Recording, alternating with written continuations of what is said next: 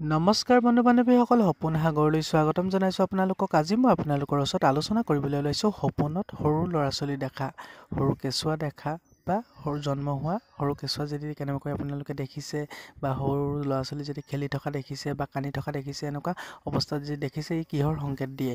সপোন শাস্ত্ৰ অনুসৰি কিন্তু সপোনত সৰু ল'ৰা ছোৱালী দেখাটো এটা বহুত শুভ সপোন বুলি কোৱা হয়।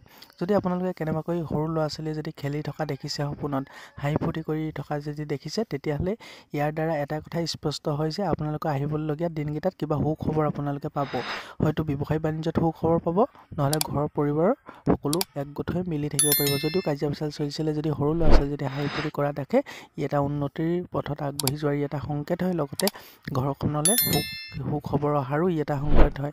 আৰু এনে অৱস্থাত যদি কোনো নবিবাহিত পুৰুষ মহিলাই যদি এনেকুৱা সপোন দেখে, খুব বাৰে বাৰে যদি দেখে, সৰু ল'ৰা ছোৱালী জন্ম হোৱা বা কোনো চিন্তা চৰ্চা নকৰাকৈ যদি দেখে, গভীৰ নিদ্ৰাত যদি দেখে ল'ৰা ছোৱালীৰ লগত খেলা, তেনেকুৱা খেলা দেখিলেও কিন্তু ঘৰখনলৈ কিবা সুখবৰ নহ'লে নৱজাতকৰ আগমনৰ ই এটা সংকেত হয়।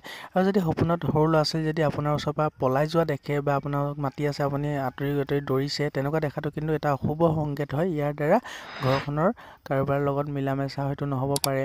যদি কিবা কাজিয়া পেচাল হৈছে, সেই কাজিয়া বাঢ়িব পাৰে, নহ'লে আৰ্থিকভাৱে কিবা লোকচান হ'ব পাৰে। আৰু যদি কেনেবাকৈ সপোনত সৰু ল'ৰা ছোৱালীয়ে কণা দেখে, তেতিয়াহ'লে আপোনালোকৰ জীৱনৰ লগত চলি থকা কিছুমান সমস্যাৰ কথাই ইংগিত দিয়ে। গতিকে এনেকুৱা যদি দেখিছে, সৰু ল'ৰা ছোৱালী যদি কান্দি থকা দেখিছে বা আপোনাৰ ওচৰলৈ আহিব নাই বিচৰা, তেতিয়াহ'লে আপুনি বুজিব যে আপুনি কি এটা ভুল কৰি আছে বা কি আপোনাৰ সমস্যাত পৰি আছে। মানসিকভাৱে হয়তো কিবা আপুনি চিন্তাত থাকিব পাৰে, ইয়াৰে সংকেত দিছে।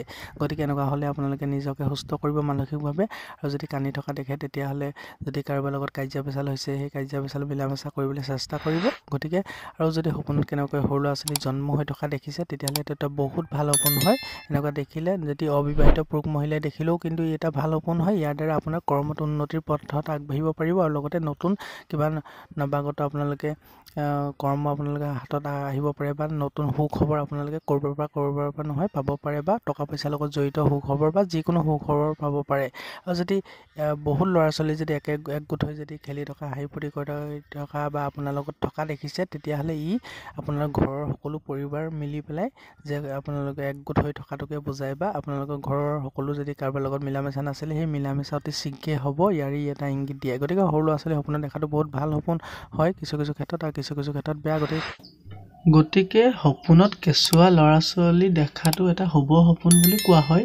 গতিকে আপোনালোকে যদি কেনেবাকৈ সপোনত কেঁচুৱা ল'ৰা ছোৱালী দেখিছে আৰু যদি একো চিন্তা চৰ্চা নকৰাকৈ গভীৰ নিন্দাত যদি দেখিছে, যদি আপুনি সৰু ল'ৰা ছোৱালীৰ কথা ভাবি থকাৰ ফলত যদি এনেকুৱা দেখিছে, বা আপুনি প্ৰেগনেঞ্চি অৱস্থাত যদি দেখিছে, তেতিয়াও কিন্তু ইয়াৰ অৰ্থ বেলেগ হয়।